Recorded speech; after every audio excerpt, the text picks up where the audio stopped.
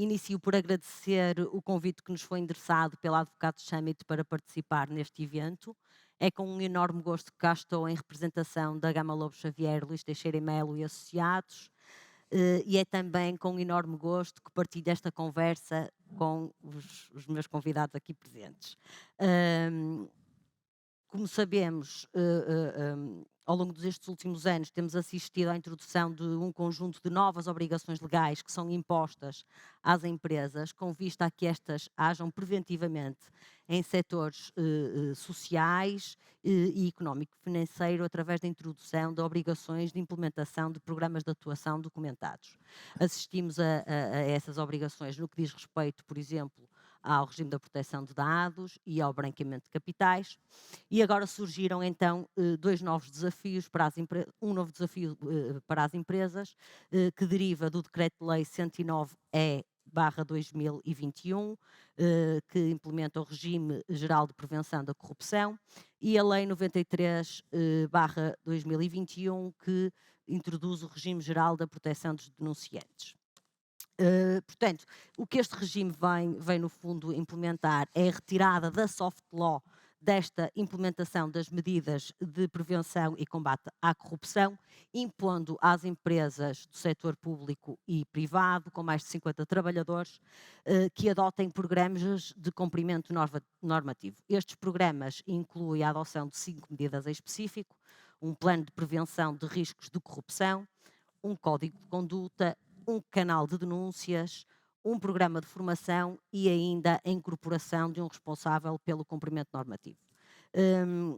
Como sabemos, esta lei já entrou em vigor, o regime sancionatório contra o nacional, no que diz respeito a algumas das medidas, será também aplicado a partir de dezembro e, por isso, espero que esta nossa conversa possa ajudar os empresários a informarem-se sobre estas novas obrigações que neste momento já lhes são exigidas.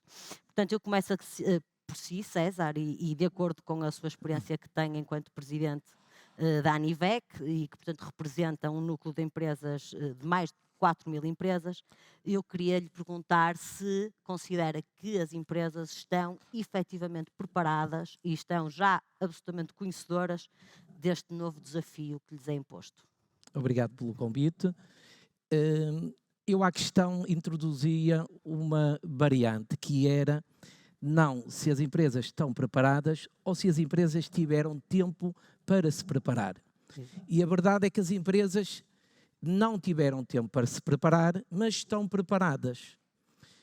E é uma questão, porque o setor do vestuário é um setor exportador e que está habituado a cumprir normas de certificações, de rastreamento, mas a verdade tem que ser dita isto é mais um custo para as empresas.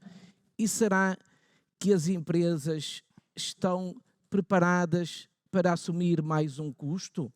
Nós saímos de uma pandemia, nós entramos numa crise energética e o aumento dos custos das matérias-primas e somos apanhados numa obrigatoriedade que já tem data e que as empresas estão preocupadas com a sua sobrevivência nestes tempos difíceis e eu acho que nesta questão da implementação desta lei é preciso dar mais tempo às empresas para elas fazerem um caminho com mais calma e poderem montar os sistemas sem terem grandes problemas no futuro. De acordo com a sua ótica, quais são as principais dificuldades que as empresas sentem, ou se já sentem, se já têm a percepção desta obrigação, na implementação deste sistema? Tem a ver com a estrutura administrativa, tem a ver os custos associados eventualmente com serviços externos? Quais são para si as dificuldades? É preciso também entendermos como é que está distribuído o tecido industrial português. Uma grande parte destas empresas tem 50 trabalhadores, ou menos de 60. São empresas que ou são de cariz familiar, em que toda a sua estrutura é familiar e que não estão preparadas quer dizer, estão preparadas e têm que fazer esse caminho, mas tem muita maior dificuldade porque tem que recorrer a muitos serviços externos. E há outra questão que é, algumas das empresas são subcontratadas, as que trabalham diretamente com os clientes e exportam já estão habituadas e já têm estes mecanismos em prática. As pequenas é preciso dar aqui formação, no caso da Anibec, nós estamos a fazer algumas apresentações e apoios às empresas para que elas consigam tirar boas práticas e partilhar essas boas práticas para fazer este caminho com uma certa tranquilidade. E tentamos que as que têm mais dificuldade obterem da associação maior apoio. José, o César acabou por falar aqui numa dicotomia que há entre as grandes empresas que provavelmente já estão mais preparadas para a implementação destas medidas e entre aquelas que, tendo uma estrutura administrativa às vezes curta, têm essas dificuldades. Há alguma dificuldade que seja comum às empresas de maior e menor dimensão?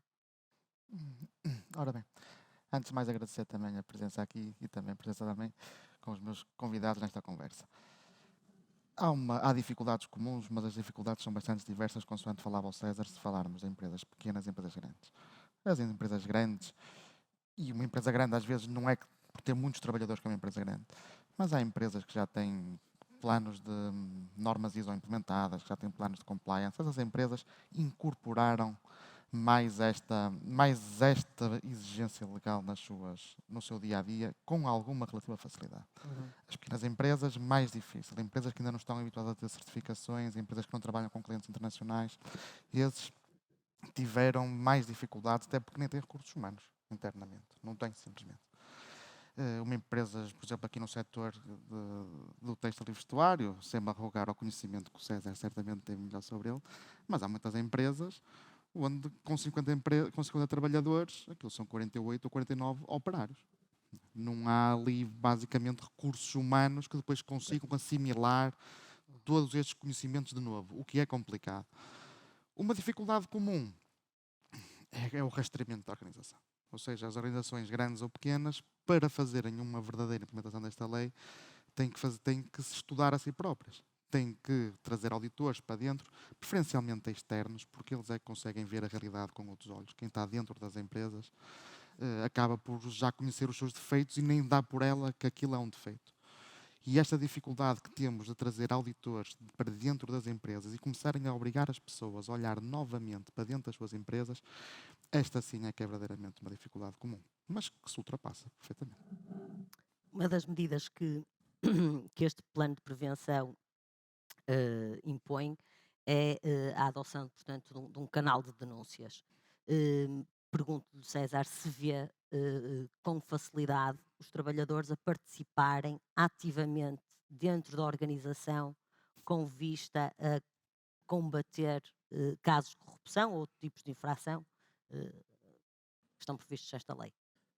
Na nossa indústria, a palavra corrupção quase que não existe, porque nós já praticamos boas práticas, mas também não vou discutir se existe ou se não existe, mas é uma palavra que tem uma conotação muito negativa. E só a palavra por si só já preocupa e assusta o próprio empresário. Lógico que é preciso formar os nossos trabalhadores.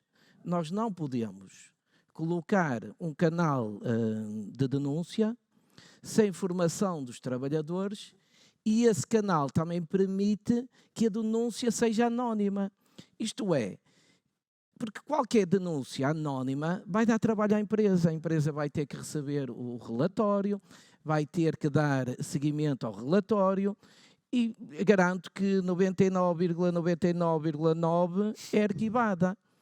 Por isso, é preciso ter muito cuidado que com aquilo que a gente coloca anonimamente, para que isso não traga uma carga brutal de trabalho às empresas. Mas também trago aqui só duas notas, que é aquilo que já na nossa indústria eu me bato muito. Porquê 49 trabalhadores? O quê? quem tiver menos de 50 trabalhadores não corrompe?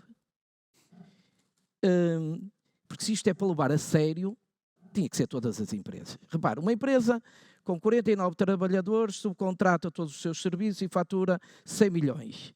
Vai estar à margem desta lei. E uma empresa que tem 300 trabalhadores e fatura 12 milhões e é obrigada a todos estes formalismos, não seria mais apropriado, já que é assim, associar a faturação? Porque uma empresa que fatura pouco não deve ter muito por onde corromper. E a segunda é, imagina uma empresa que importa produtos de um país terceiro em que está a cometer crimes ambientais e está a pôr em causa a saúde pública e como tem menos de 50 trabalhadores, quem os controla? Portanto, para si, este elemento distintivo do número de trabalhadores não seria o mais correto a aplicar? Nunca é, porque o fator trabalhador não pode ser conotado como um fator negativo. Tudo aquilo que é para levar estas questões tem que ser uma faturação ou é todos. Mas eu aqui punha todos. E era feito um caminho para que isso fosse feito em harmonia e com menos sobressalto ou preocupações às empresas. José, o César falou aqui de alguma coisa, de um ponto que eu considero muito relevante, que tem a ver com a formação dos trabalhadores nesta área, e considerando que o objetivo da lei é bastante limitado no que diz respeito às infrações que se prevê, no fundo, denunciar, Denúncia. pergunto-lhe se acha que de facto esta formação, ou que deveria a lei ter permitido um maior tempo para a sua implementação, para que pudesse existir uma formação prévia à entrada em vigor da obrigação da criação do canal de denúncia. Isto é uma questão engraçada. Ora bem, o canal de denúncia é visto como um elemento do regime de combate à corrupção. Nós temos um regime de combate à corrupção que vai exigir a realização de planos de conduta, que vai exigir uma detecção dos riscos das empresas, e o legislador publicou estas leis basicamente no mesmo dia, foi em dezembro, ou um dia a seguir ao outro, deu 6 meses para ambas as leis entrarem em vigor, mas o regime sancionatório do plano de combate à corrupção só entra em vigor em dezembro de 2022, ou seja, daqui a 2 meses. Já o plano sancionatório da inexistência de um canal de denúncias já entrou em vigor em junho transato. Ora, se o canal de denúncias é apenas um elemento, é apenas um braço daquilo que é a coisa mais importante, que é o plano de prevenção à corrupção, então tem lógica que primeiro as empresas pudessem fazer o seu plano de prevenção à corrupção, depois pudessem aplicá-lo, pudessem efetivamente dar formação sobre o que é que são os riscos de corrupção que existem dentro de cada empresa e depois porem em funcionamento este braço que é o canal de denúncia. Ora, esta lei saiu, não houve muita publicidade sobre a sua publicação e depois deparamos com uma realidade prática em que as empresas se veem obrigadas a implementar o canal de denúncia já desde junho, e muitas empresas o estão a fazer, mas ainda não têm concluído os seus planos de prevenção à corrupção. O que não deixa de ser engraçado, que nós depois vamos dar as formações aos trabalhadores e estamos a dar-lhes a formação sobre para que é que serve aquele canal de denúncias, mas o próprio plano de prevenção de corrupção da empresa ainda não está pronto. Parece que é aqui um bocado pôr o carro à frente dos bois. Mas tudo se faz. Em Portugal, uma vez mais, tudo se faz e conseguimos fazer as coisas. César, da sua experiência, e uma vez que contacta diariamente com centenas de empresas, e tendo em conta que este canal de denúncias tem por função a denúncia, passando a redundância, de infrações ao nível da segurança alimentar, de transportes, saúde pública, riscos ambientais, corrupção. Portanto, ou seja, os objetivos da lei são muito concretos. Pergunto-lhe se sente que as empresas têm algum receio que este canal de denúncia, se calhar por falta de tempo para uma formação dos trabalhadores, possa servir para denúncias que escapem a estas vertentes que estão definidas na lei. Antes de ir à questão, eu gostava de colocar uma questão, porque tudo isto para mim e para os meus colegas faz muita confusão. Porque se nós falarmos de corrupção, nós queremos brincar à corrupção. Porque se realmente a corrupção é uma coisa séria, que todos temos que levar seriamente, porque é que não se cria num ministério qualquer do nosso governo um departamento da corrupção? E cria-se o canal da denúncia nesse ministério. Isto é, qualquer pessoa, independentemente da empresa, que pratica algo ilegal, nestas 4 vertentes, depois esse ministério ia averiguar juntamente com a empresa se isso realmente estava a ser cumprido ou não. O que estamos a criar aqui é fazer com que os funcionários vão para o canal e fazer denúncias que não faz sentido nenhuma e que nem estão a praticar nenhuma ilegalidade. E vamos andar aqui durante os primeiros meses, não é? Porque depois as pessoas também se cansam de fazer essas denúncias. Mas durante os primeiros 6 meses vamos andar aqui a dar demasiado trabalho às empresas. E a ser, para levar a sério, quem legislou, e até podia ser o Banco de Portugal, porque nós temos outro problema, que é, nós andamos sempre a dar informação a vários sítios, o que dá um desgaste grande a empresas. Por isso, era o Banco de Portugal, tinha o canal da denúncia, tinha o contribuinte de todas as empresas, quem quisesse fazer a denúncia ia ao canal do Banco de Portugal e denunciava. E o Banco de Portugal levava à instância, averiguava com a empresa e estava resolvido. E ganhávamos todos, ganhava o país, havia menos custos para as empresas. Por isso, voltando à questão, que era das empresas... Do pouco tempo que as empresas tiveram para dar formação aos trabalhadores, no sentido de os esclarecer a que se destina este canal em concreto. Ou seja, quais são as denúncias, diga-se, admissíveis neste canal. A partir das empresas ainda não tiveram a devida preparação de formar os seus trabalhadores, mas acredito que para que isto funcione direito tenho que fazer essa formação para minimizar o risco da denúncia anónima. José, pegando aqui nas palavras do César, que falou aqui no fundo dos canais existentes externos ou eventualmente num mais centralizado ou especificamente destinado a isto. Neste caso, o que a lei prevê é um canal interno, diga-se, de denúncias. Pergunto se considera que este canal interno pode ser até, ou vir a revelar-se até muito útil no que diz respeito à própria empresa, ou seja, a própria empresa poder aperceber-se de alguns pontos de risco ou algumas situações que não fosse a denúncia lhe escapavam? Claro que sim, Margarida, claro que sim. Vamos cá ver. Eu concordo perfeitamente com o César quando me diz que isto é um risco que nós estamos e é um custo que estamos a trazer à empresa. Mas nós temos é que saber viver com este custo. E começando na primeira parte da pergunta, os trabalhadores hoje em dia são pessoas informadas, certo?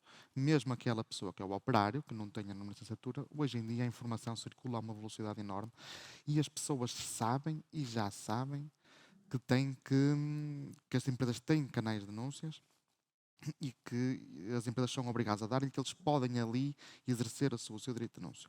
Concordo também plenamente com o César quando me diz que é preciso formar as pessoas para que o canal de denúncias sirva para aquilo que a lei diz que tem que servir. Porque qualquer denúncia que é feita vai exigir sempre um trabalho de parte da empresa. Ela vai ter que ser processada, vai ter que, dentro dos tempos legais, e vai ter que ser dada uma resposta ao denunciante. Ainda que é anónimo, ele tem que receber uma resposta e a empresa tem que fazer um mecanismo que permita responder a um denunciante anónimo. Agora, questão diferente é, já sabemos que a lei nos obriga a fazer um canal de denúncias para determinados efeitos. Mas nada impede a empresa de, querendo, servir para mais efeitos, até servir para questões laborais, servir para os efeitos que quiser. Tudo isto faz parte de uma cultura da empresa que pode olhar, se calhar, para este custo que lhe é imposto e também pode tentar deste custo tirar algum proveito acrescido, não é? No exemplo laboral, eu nas empresas com quem ando a trabalhar dou sempre este exemplo. As empresas já são obrigadas a ter códigos de conduta quanto a assédio sexual e bullying e essas matérias. Por que não, por exemplo, incluir esta matéria nesses canais de denúncia. Já são obrigados a ter. Já têm que ter os códigos de conduta. Se calhar, se demonstrássemos que também incluímos estas matérias e alargamos o âmbito de forma voluntária para também incluir estas matérias, num eventual caso que tivessem a discutir, por exemplo, em Tribunal de Trabalho, era uma demonstração de que está atento a esta realidade e que alocou meios para combate a esta realidade mais do que a lei lhes exige. Nessa perspectiva, as empresas podem conseguir tirar efetivamente grandes vantagens. Mas os trabalhadores são muito importantes nesta matéria. Dou, por exemplo, o exemplo do RGPD, da proteção de dados. Sabemos que a Comissão Nacional de Proteção de Dados está centralizada em Lisboa. Sabemos as dificuldades notórias que tem com os seus quadros, que não têm inspectores suficientes, mas sabemos que é uma lei que está em vigor há 4 anos. Na minha experiência profissional, ainda não tive nenhum processo contornacional que tivesse sido instaurado contra a CNPD em empresas aqui do tecido típico empresarial do norte do país. Acredito que tal se dê a falta de inspectores. Mas desde 2018 já tive muito contacto com o RGPD nos tribunais de trabalho. Ou seja, foram os trabalhadores que, conhecedores dos seus direitos, começaram a querer fazer valer os seus direitos que vieram do RGPD no Tribunal de Trabalho. E foi engraçado que nós assistimos a uma corrida em 2018 ao RGPD, foi toda uma realidade nova para o tecido empresarial português. E depois, o que realmente começou a dar um uso efetivo ao RGPD foram os trabalhadores. E hoje em dia, o que eu sinto é as empresas a vir ter connosco e a pedir-nos normas de cumprimento específico da proteção de dados, que cumpram com o RGPD. Porquê? Porque são matérias que lhes estão a ser colocadas pelos trabalhadores no dia-a-dia. Falo de o exemplo mais básico, por exemplo, com as câmaras de videovigilância, que antigamente se faziam requerimento à CNPD, hoje tem que ser os empregadores e tem que ser a fazer as avaliações de impacto prévio para garantir o cumprimento da lei, mas falo depois em evoluções já muito específicas do RGPD. Por exemplo, os GPS nos carros, em que a partir começaram as empresas a começar a colocar GPS nos carros e os trabalhadores começaram a sentir que aquilo era um dado pessoal que estava a ser vigiado e começaram a exigir que as empresas cumprissem a lei nesse sentido. Os sistemas biométricos também de acesso às instalações, os trabalhadores também começaram a sentir que lhes estavam a exigir dados biométricos para entrar nas instalações e começaram a exigir aos empregadores que cumprissem a lei. E acredito, verdadeiramente, para terminar, que muito provavelmente vai ser pelo mesmo caminho que se vai fazer uma verdadeira implementação deste canal de denúncia das empresas. Ou seja, os trabalhadores vão começar a exigir aos empregadores que cumpram efetivamente com o canal de denúncias. E isso é salutar. É de salutar. Esta legislação impõe também a criação de uma figura do responsável pelo cumprimento normativo. Pergunto, dentro de uma estrutura, se calhar de alguma dimensão, será fácil encontrar esta figura, se calhar não tão fácil em empresas de menor dimensão. Em primeiro lugar, se assim é, e assim sendo, isto implicará, portanto, mais custos acrescidos para as empresas de menor dimensão. Pergunto. Margarida, a figura do responsável pelo cumprimento normativo, voltando até um bocado ao RGPD, apesar deste não ser o tema que nos ocupa hoje, é um bocado também a figura do encarregado de proteção de dados que o RGPD diz que as empresas tivessem. Agora, o problema é que há muitas empresas, pequenas empresas, e até há bocado falei aqui, o César conhecerá certamente melhor este tecido empresarial do que eu, mas uma empresa do setor têxtil, de vestuário, com 59 trabalhadores, ou com 51 trabalhadores, temos 49 operários, depois temos o proprietário, uma secretária e, eventualmente, mais uma pessoa administrativa. E muitas vezes fazem parte do mesmo núcleo familiar. Ora, a figura do responsável pelo cumprimento normativo, a lei exige que seja uma pessoa com autonomia decisória. Como é que metemos uma pessoa com autonomia decisória em estruturas administrativas muito pequenas e familiares? É muito difícil estas empresas irem contratar alguém externamente que depois chega às empresas e tenha uma autonomia decisória. É difícil a pequenas empresas sentirem esta entrada de uma pessoa externa que supostamente vai ter um poder decisório lá dentro. Empresas com 30, 40 anos de estrutura familiar, Exatamente. onde quem manda é sempre... há a figura de quem manda, está lá presente. Agora, em grandes empresas, até é salutar que exista. Porquê? Porque trazem um grau de especialização à questão. São pessoas que sabem tratar disto e observam a questão com um grau de especialização muito grande e realmente fazem evoluir uma aplicação prática muito mais perfeita. Mas também eu gostava de sentir o César quanto a esta matéria. Exato, César, de acordo com a sua experiência e com o tecido empresarial com quem tem contacto. Como tinha dito e bem, uma empresa que tem 51 trabalhadores, 49 são pessoas que estão na máquina. Depois é mulher, é o marido e é a filha. Quer dizer, tem muita dificuldade em introduzir essa figura. Numa empresa com uma certa dimensão, já tem, devido ao facto do tratamento de informação dos recursos humanos, já tem um departamento de recursos humanos. No meu caso particular, quem faz todo este tratamento são os recursos humanos, juntamente com o departamento da qualidade. Claro. Mas também, voltando à proteção de dados, hoje a proteção de dados tem uma eficiência maior porque a tecnologia também evoluiu. Porque houve aplicações que nos permitem a nós, neste momento, fazer essa proteção. Mas quando começou, não tínhamos. Eu acredito que num futuro próximo, nós, no canal da denúncia, já vamos ter outras aplicações por si só e até com a inteligência artificial, vão ajudar as empresas a poder fazer a forma da decisão ou do que for apresentado. Mas o alargar agora, o problema não é o alargar, o problema é o anonimato. Porque muitas das vezes o anonimato não corresponde com a verdade. E pode ser um concorrente que queira chatear as fábricas e que vai para lá meter denúncias anónimas. O problema das empresas é quem mete a denúncia. Agora, é preciso preparar as empresas pequenas, porque senão o que é que estamos a criar? Que as empresas chegam aos 50 trabalhadores e ficam nos 49, e não podemos. Porque o nosso tecido industrial é de tal maneira, neste momento, fragilizado e fragmentado, que nós não podemos introduzir mecanismos que ainda vá prejudicar esse tecido fragmentado. Porque eu não quero empresas que não passem dos 50 trabalhadores. O que nós queremos é empresas que tenham músculo para competir. E, neste caso, tem que haver muita sensibilização pela parte dos empresários e nós, uns e outros, tentar ajudar, e juntamente com os advogados, a que isto sejam feitas boas práticas, mas o tempo é curto, é preciso mais tempo.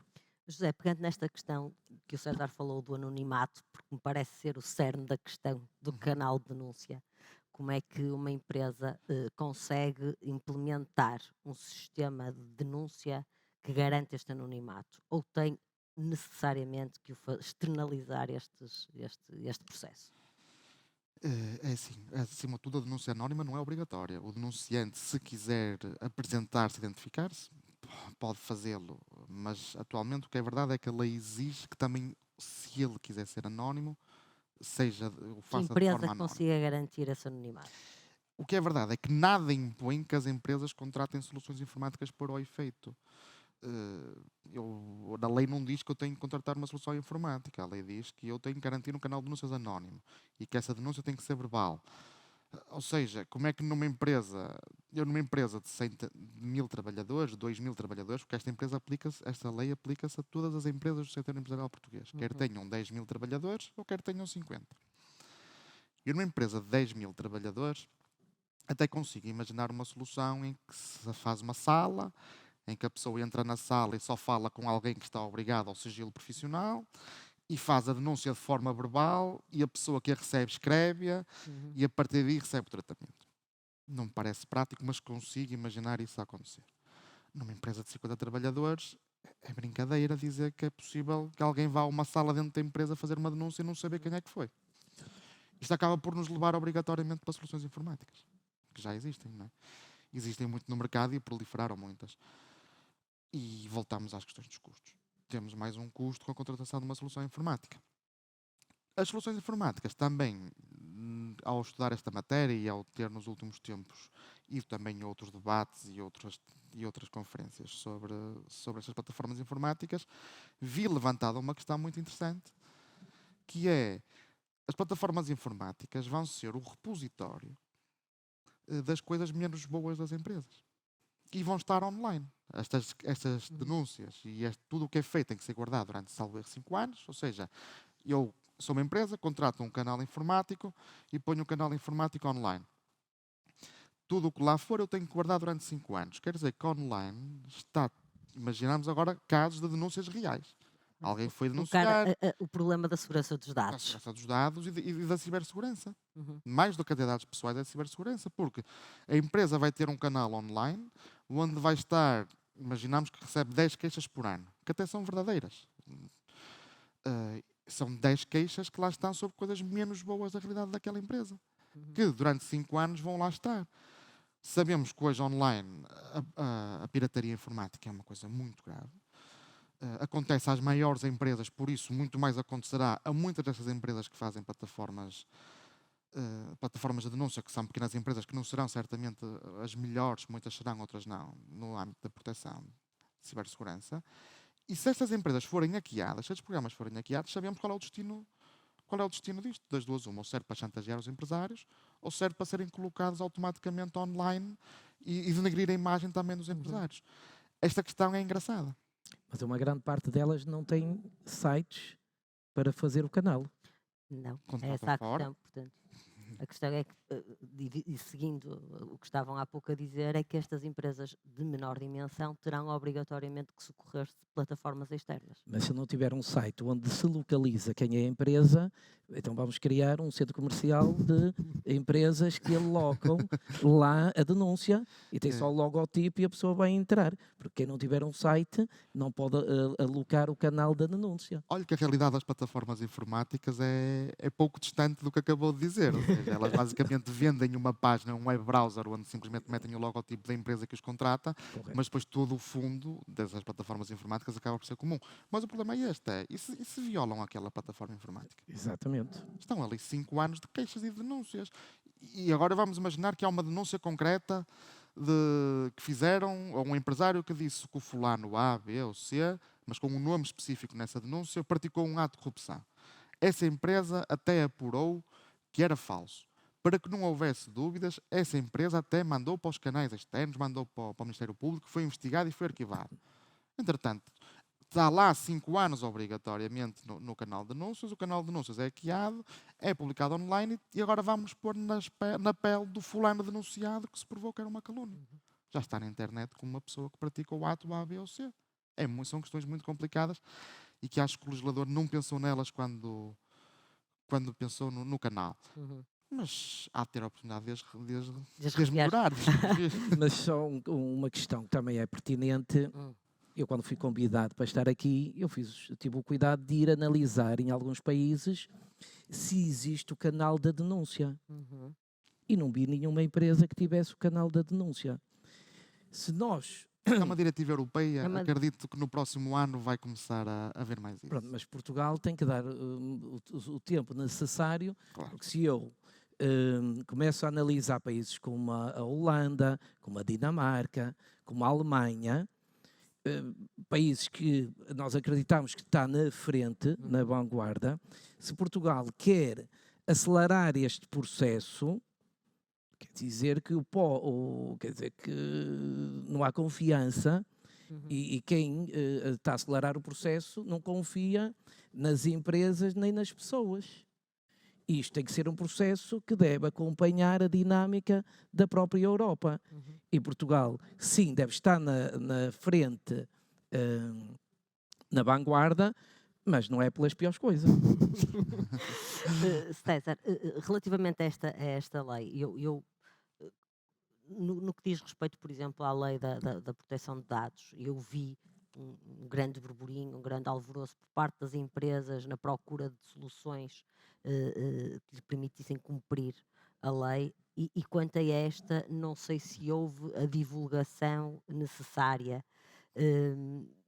E tendo em conta que a lei já entrou em vigor, pergunto-lhe se, da experiência que tem, as empresas com quem contacta estão informadas desta obrigação?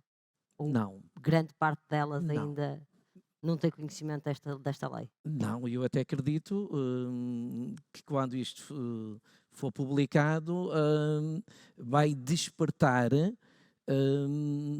a preocupação daquilo que estamos aqui a falar. Primeiro porque 2020 foi um ano para esquecer. As pessoas estavam em recolher obrigatório, em teletrabalho, quer dizer, as preocupações eram outras. 2021 e até abril de 2022 ainda tínhamos uma situação muito dramática. Neste momento, e bem, estamos a entrar na normalidade, o tempo devia começar a partir de agora, mas garanto-lhe que nós anunciámos fazer um seminário na ANIBEC sobre este tema e recebi logo chamadas, o que é isto? Exatamente. É mais uma chatice para as nossas empresas e nós vamos começar já a tentar ajudar as empresas, mas não, as empresas, primeiro, não estão, quer dizer, não Muitas tiveram, desconhecem. e não vão ter o tempo necessário para implementar este canal Essa da obrigação denúncia. já está em vigor Exatamente. desde junho, portanto já vão a destempo, E diga. depois aqui, se calhar ainda vai acontecer novamente um fenómeno engraçado, que é as empresas aplicam a lei porque lhes começa a ser exigido pelos seus clientes, nas suas auditorias, certo? Ou seja, as grandes marcas de roupa que vêm à Associação do Vestuário começam a exigir essas auditorias e os clientes implementam os canais de denúncias, se calhar não porque tiveram conhecimento da lei, mas porque foi o auditor de uma marca de roupa internacional Deu que conhecimento no âmbito da dessa auditoria para a certificação da fábrica lhes pediu aquela questão. Concorda que isso pode ser um caso, César? Ou... Pode ser, mas Portugal nessa área é considerada, no caso da indústria têxtil e do vestuário, um exemplo a nível mundial. Nós sempre, desde o início, achamos que se tivermos boas práticas, nós conseguimos estar à frente e até uma bandeira comercial. É verdade, nós temos auditorias, mas já temos essa consciência de trabalhar essa matéria para que nós, quando vamos aos clientes, eles ficam contentes porque nós já temos todo Já essa... implementam uma ética profissional dentro da empresa, não é? Mas acredito que não agora, porque não, mas no futuro isso vai fazer parte das auditorias e aí sim vamos estar à frente, mas essa parte da corrupção nós já temos auditorias. Aqui o problema não é... O problema é o canal da denúncia anónima, porque as redes sociais, elas existem. Quando nós hoje dizemos, qualquer pessoa pode ir a um Facebook, a um Instagram, ou até outra plataforma, ou Twitter, e lançar algo que acho que não esteja correto.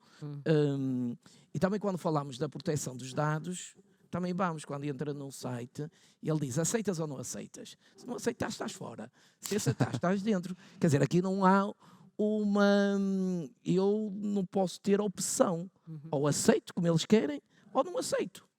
E isso vamos ver agora nesta implementação, mas o que é importante é começarmos já a falar, e porque é obrigatório, ajudar as empresas rapidamente a montar este canal de denúncia e fazer o plano. A maior parte das empresas já tem o plano de... A ANIBEC vai ter aí um papel ativo. Tem, como sempre. Porque uma das coisas que é importante é que as associações conseguem organizar o seu setor e conseguem criar maior valor para todas as empresas e para o país e passar conhecimento e boas práticas. Muito bem, para finalizar eu ia pedir a cada um para apontarem aqueles que consideram ser os pontos positivos e negativos desta lei. Comece por si, César. Os pontos positivos, qualquer coisa que se implemente, nós temos que pensar que é útil para nós e para os trabalhadores. Tanto é que os trabalhadores é fundamental. E os empresários e os gerentes são trabalhadores. Também é preciso não esquecer isso. É importante. E aqui a questão de uma empresa com mais trabalhadores dar formação adequada para que esses seus trabalhadores tenham conhecimento da forma como aquilo trabalha e as pequenas empresas também arranjar aqui um mecanismo que elas têm 60, 50 e 60, de maneira que não não tenham alguém estranho à organização que lhes vá lá. Isto tem que ser útil para as duas partes. Mas quando nós falamos no positivo e no negativo, o negativo é que não é só os trabalhadores. Um anonimato, uma pessoa que não se identifique, não precisa ser o trabalhador. Não, necessariamente. Pode ser um concorrente. Claro. Claro. Pode ser alguém que queira criar um problema àquela empresa. Uhum. E o que eu vejo aqui é que é positivo, porque trazemos transparência. O negativo é a questão do anonimato, porque não sabemos se aquilo é verdade ou não. Uhum. José, mesma pergunta. Na minha opinião, há um ponto positivo muito importante, que é a questão da ética empresarial. Ou seja, pela primeira vez nós temos uma legislação que obriga todas as empresas, neste caso, não são todas, porque é só acima de 50, a pensarem para uma questão de ética empresarial. Ou seja, não estamos a olhar só para o cumprimento da lei, e sabemos que em Portugal as empresas têm que cumprir muitas leis. Depois também não é, dentro do âmbito das obrigações de compliance, que a Margarida elencou no início, o RGPD era sobre proteção de dados, o branqueamento de capitais, lá está, era sobre realidades que eram sempre externas à empresa, ou seja, eu tenho que estar atento para não permitir que a minha empresa sirva de branqueamento de capitais para uma empresa que essa sim é que já fez alguma coisa errada, eventualmente. E esta questão do canal de denúncia e do regime de combate à corrupção traz a questão da ética empresarial para dentro das empresas. Ou seja, as empresas têm que começar a incluir dentro de si canais que comecem a ver que as empresas têm sempre um papel social e um papel integrante de parte da comunidade.